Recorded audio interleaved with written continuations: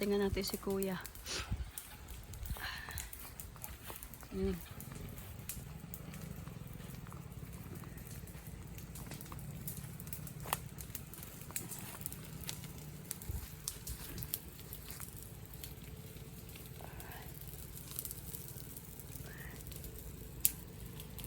Nag-garden. Oo. Magbuko na tayo. Ito bahay ni kuya.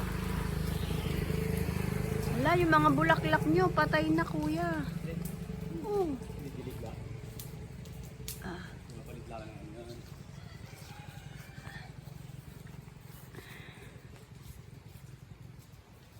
Doon ako natutulog.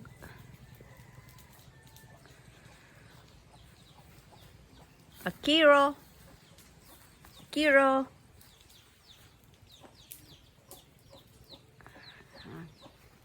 Ang dami ditong halaman ni kuya. Puno ng mangga. Ayan o, laking puno ng mangga. Ayun. Ito lansones, rambutan. Ito rambutan. Yan, yan, yan. Yan. Ito lansones. Yan, maliit ito. Ito, lansones yan. Bata pa. Kakatanim lang ni Ate Speak. Yan. May kubo sila. Ito bahay ng pinsan niya. Ayun doon sa likod, ang daming kalamansi. Ang daming bunga ng kalamansi nila.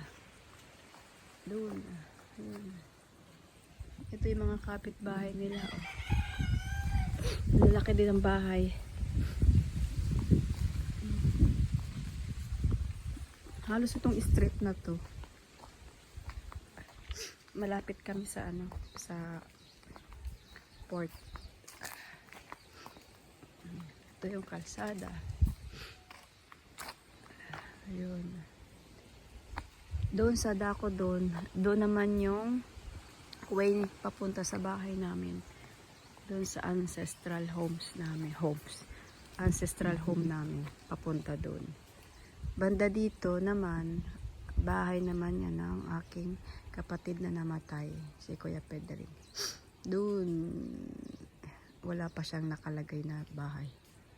Hindi yan nila napatayuan. Namatay na siya.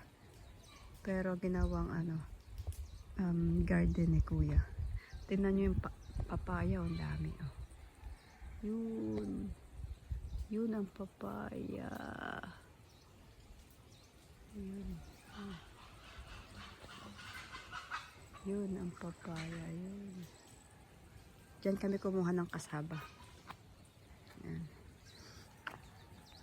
Ayun naman, papunta dun sa street na bayanan. Andun yung school namin. Neng! Saan ka? Oh, yung bulaklak ni Ate Spio na nanadarang na dyan.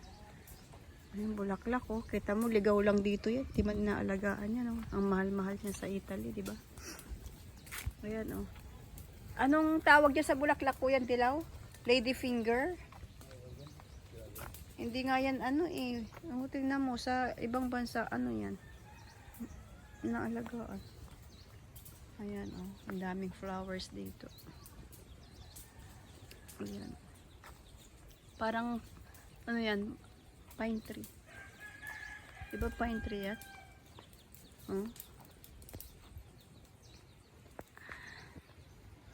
Oh, ganda.